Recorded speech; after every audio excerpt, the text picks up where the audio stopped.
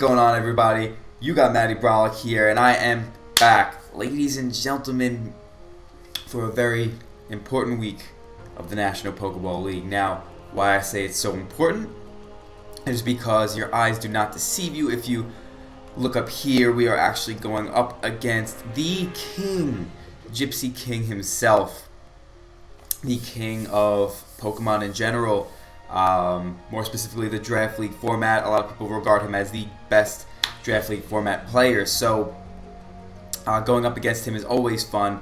We've played him 3 other times, one of which being in the CPC was just like a really hacksy game. But then our other 2 games were actually really close matches. One in the NPL last year when we were both undefeated, where he just got the upper hand and edged me out, and then also in the CPC.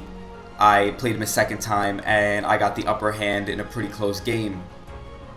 But now we are matched up again in the National Pokeball League because I have taken over Dallas Boy's team, and he was on my schedule. So we have a very difficult schedule. As you could probably imagine, we've already played Jolt, and now we are playing Gypsy King, who is also a very difficult opponent.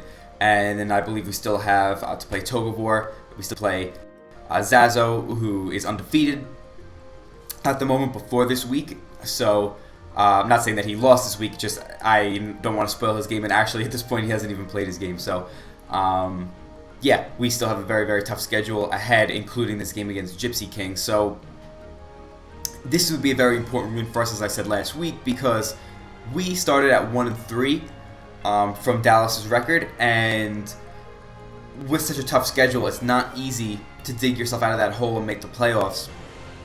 So if we could win this one, not only would that put us at 4-3, but that would put one of our toughest, if not our toughest opponent behind us, and allow us to be in a pretty good spot to just rack up a couple more wins, which would put us in a good spot to make the playoffs. So that is very cool, because when I first adopted the team, with a lot of Pokemon I wasn't used to using, and having the 1-3 record, I really didn't have very high expectations about making the playoffs, but who knows, maybe we will be able to get in there. So anyway, I'll start getting into the game. So I would imagine you guys are ready to see this by this point. So I'm not going to go too in depth here on my with the matchup. I just want to say before I show this, the matchup was certainly in my favor, and I say this because I thought my matchup was pretty good on paper, and I'm very paranoid about matchups, so if I think it was pretty good, that means it was more than pretty good.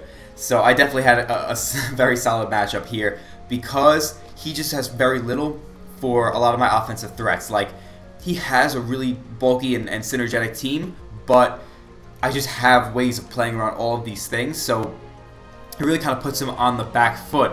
But if there is anyone who could capitalize on predictions and me not making the right plays or me not bringing the right sets, it is Gypsy King. So that is why the matchup isn't as crazy as I know he thought. I know he said no matter what he brought, it was impossible. I know that wasn't true. I mean, I actually didn't even win all my mocks, but I made some changes. Felt like this was pretty much the best thing I could have brought.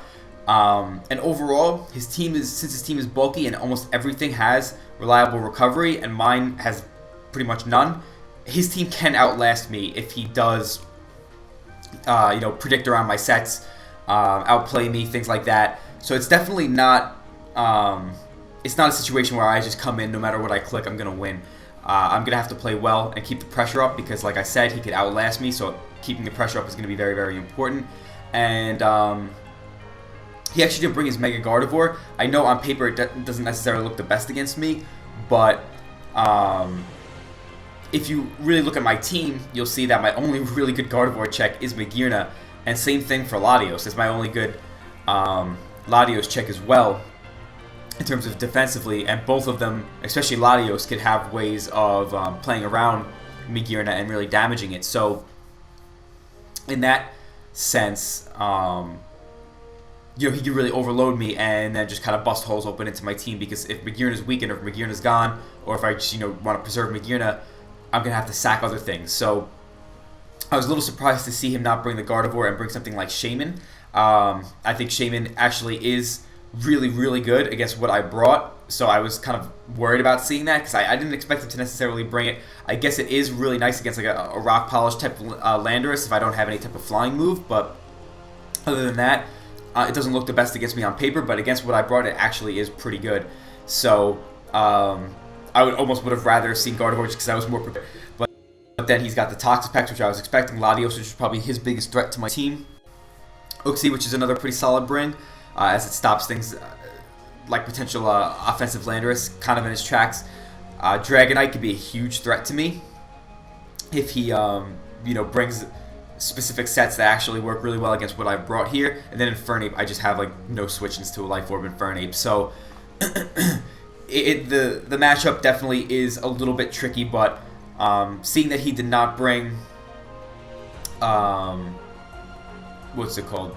Certain things that I might have been expecting, like Dugtrio, it definitely tosses things up in the air a little bit. But I do like that he didn't bring Dugtrio because, as you're going to see, I actually am not packing a Shed Shell on my Magearna, which I think may be one of the reasons he didn't bring Dugtrio, because otherwise it does match up pretty nicely. So anyway, we will get into this battle before I just keep rambling. So I lead with my Landorus, my Use Gligar, as he leads with his Uxie, Use DMT. I'm not sure what that stands for, but maybe that's what he normally names it, DMT, and he just put Use in front of it because that's an insider that we have. So I put Use Gligar, and I know that he's probably going to set up his rocks. The fact that I lead with Landorus, which is my only...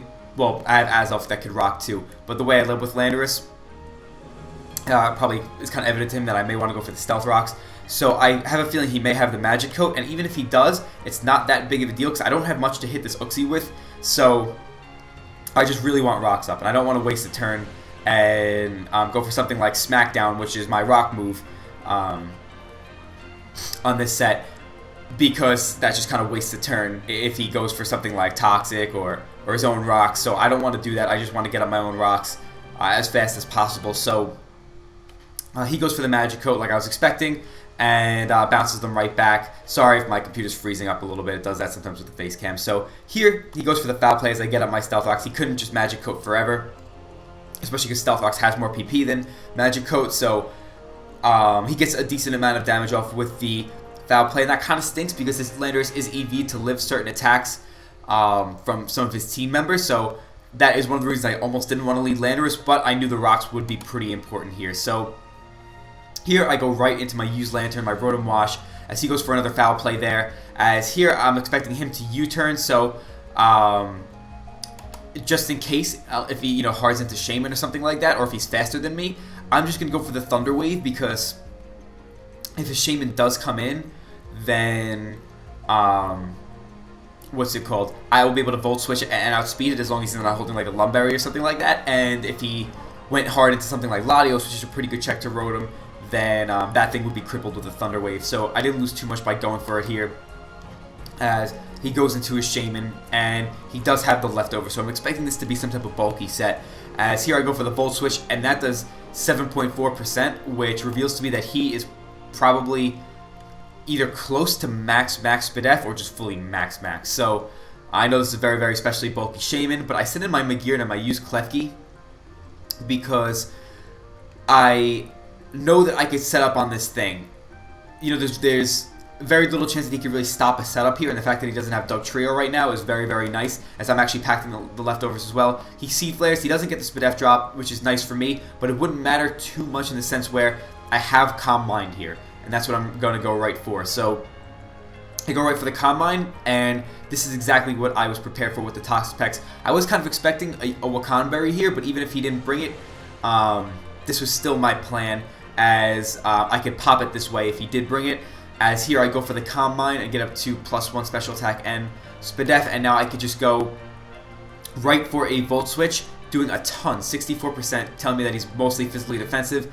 And as he goes for the Haze, get nice momentum into my Girafarig, my Meloetta, and he does go for the Haze. So now here I could just fire off a Specs Hyper Voice, as that is actually a pretty good chance to 2-hit KO the Shaman on the switch in. Now, I believe if he's like near max Spadef or max Spadef, then this roll is slightly in his favor to live this, but the Shaman is really important. So if he risks the roll and either I get a crit or I just get a higher roll, then you know, that I'm in a great spot. And he also does not know if I am timid or modest here. If I am modest, then the roll is heavily in my favor to knock him out from here. So it's probably in his best interest to keep the Shaman. So he ends up switching out here and going into his Latios. As this does a very, very huge chunk to this Latios. Now, Magirna is just so good here that I do not want to switch into Magirna. And I'm very, very confident that the way he switched this Latios in, he's probably going to trick me a Choice Scarf. But the fact that I've weakened his Shaman so much, and the fact that I just dented his Latios so much as well, getting a Choice Scarf here wouldn't be the worst thing in the world, because then I would be able to outspeed a non-scarfed Infernape. And I still have something like Psychic, which could hit Toxapex very hard. And I could just kind of have my Meloetta in the back if I needed it as like sack fodder or something like that. So I don't want to switch anything out, predicting a trick from the Latios or something like that. So I am just going to stay in, and if he does trick here and gives me the Choice Scarf, I just fire off another Hyper Voice, as there's no way he's going to live that. As here he goes into his Infernape, as he named it after me. Ooh, as now he could definitely live this Hyper Voice.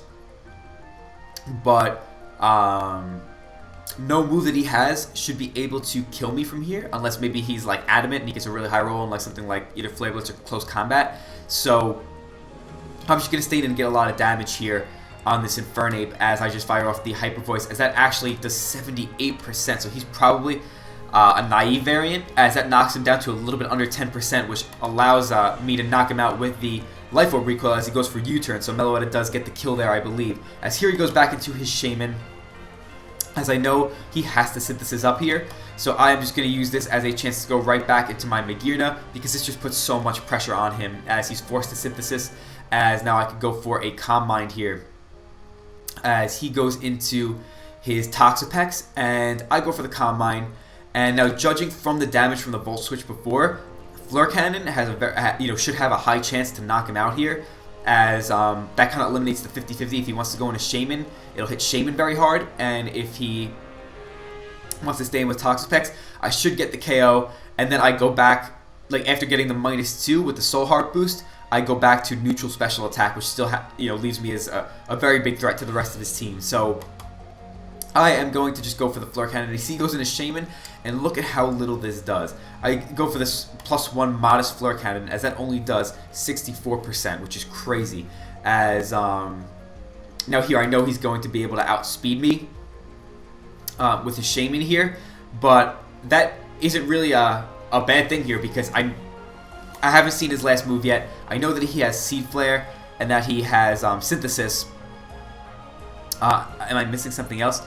Yeah, no, I think that's all I've seen so far. So unless he has something like Leash Seed, he really can't do too much to me, because Hidden Power Fire at +2 special defense isn't going to do anything. So I'm just going to go for another Calm Mind here as he goes into his Toxapex.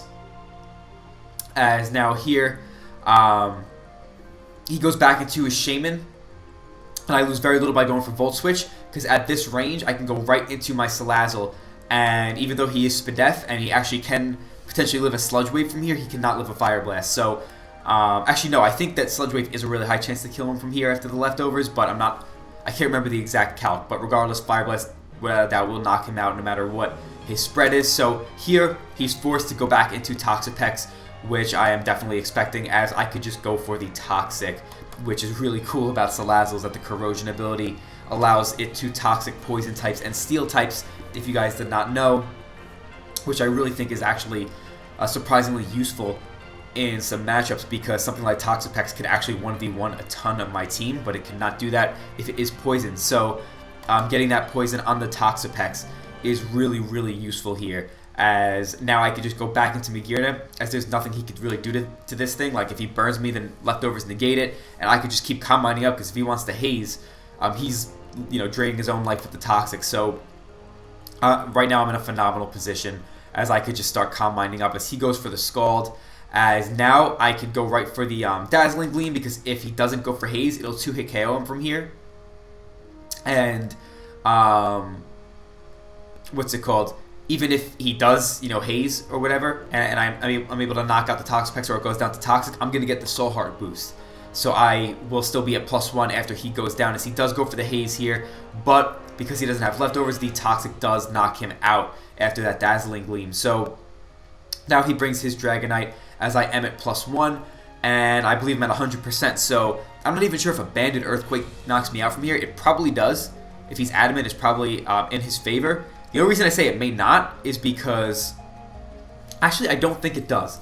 Because a Banded Dugtrio isn't even a guaranteed OHKO on Magearna with the spread that I have. So, with that being the case, Dragonite not having the stab on it, even though it's a lot stronger than Dugtrio, Dragonite not having the stab may give me a good chance to live the Banded Earthquake.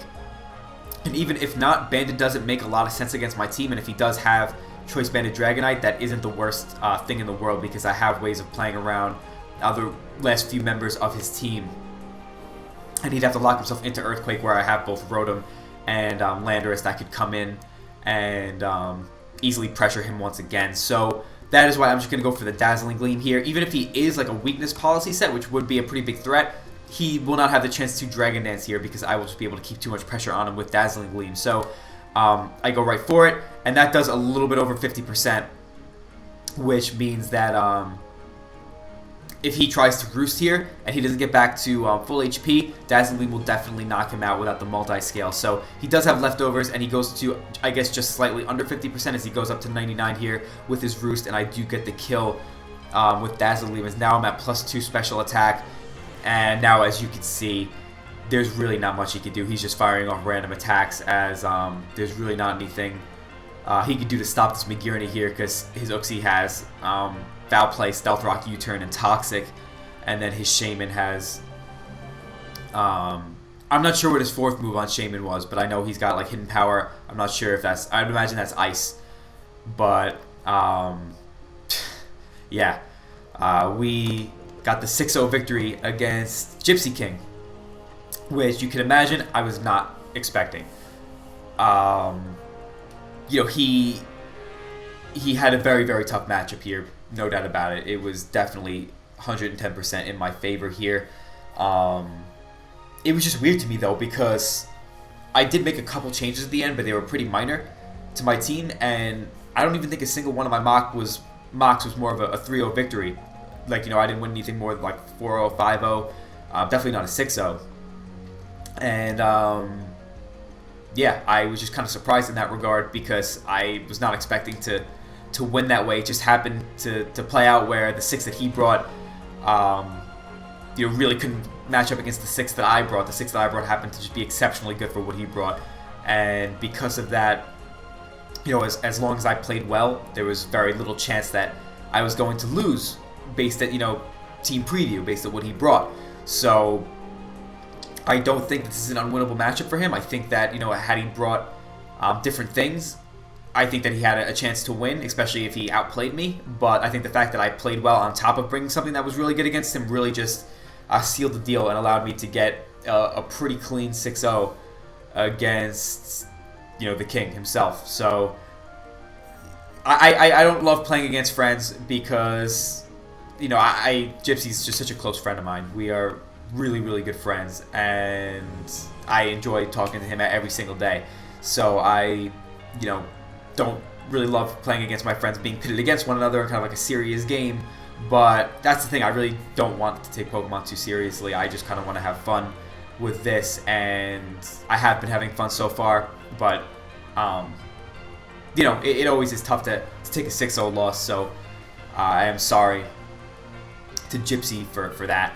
So, and by the way, I wasn't really preserving differential here. Like, all these plays that I made were the best plays that I could have possibly made to put myself in a really solid winning position. And I wasn't just going to switch out my Magearna to not make it a 6-0. Like, that's even more disrespectful than just winning the match, because that's like taking pity on someone. So, yeah, definitely very big win for us, though, because, like I said, Gypsy is one of, if not our best or most difficult opponents that we were going to have to play during the season. He is not in our conference, thankfully, so we do not have to play him again unless somehow we make the championship, and so does he. But, like I said, it was a very big win for us, because not only does that boost our differential a lot, which was actually pretty low. Like, I'm not even sure if we were above 0 before this game at a 3-3 record, but we got a +6 now, so we are definitely looking better in the differential race compared to what we were in these past couple weeks. And overall, we are now 4-3.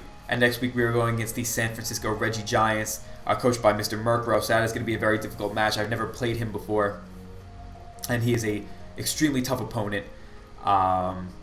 Definitely one of the best players in the league. So that should be an interesting match. It would be that'd be pretty much not necessarily, but kind of like the icing on the cake if I could win that one, because if I could put myself in a 5-3 record, then I just probably need like 1 or 2 more wins to pretty much guarantee myself a playoff spot, which would be amazing. So yes, that would be super cool. Good game to Gypsy once again. There really wasn't much he could have done at the team preview there. It's like I said, the 6 that I brought just happened to match up incredibly well against the 6 that he brought. But I definitely stepped it up from last week. Like against Carney, we probably should have had a 3-0 victory with Magirna sweeping earlier on in the match, but we kind of misplayed it and allowed the Starmie to get a rapid spin up. So we just barely came out with a 1-0 victory there. So I knew we had to step it up to beat Gypsy, and I think our prep was very, very solid here, and I played very well also. So that definitely helped me, gain some momentum going into these next few weeks. So hopefully I could keep it up.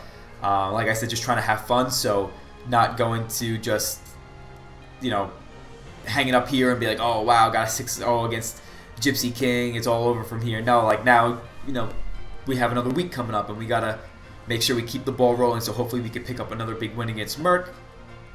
But if not, we'll try to have fun no matter, regardless of whether we win or lose. And yeah, that is pretty much it, ladies and gentlemen. So I hope you guys enjoyed the video. Definitely let me know what you guys thought in the comments. I'd love to hear from you guys. It's been really nice seeing such positive support ever since I returned to the NPL. And yeah, so I hope you guys enjoyed your weekends and everything. It was Super Bowl weekend, so this is before the Super Bowl is being played that I'm recording this, so hopefully the Falcons win. I cannot stand the Patriots. And yeah, I will wrap it up now. So St. Louis Reshirams move on to 4-3, as next week we go on to take on Merck and the San Francisco Reggie Giants, which should be a really, really interesting match. So I hope you guys are looking forward to that, and most importantly, I hope you guys have yourselves a fantastic day, as I will see you all in the next one. Later.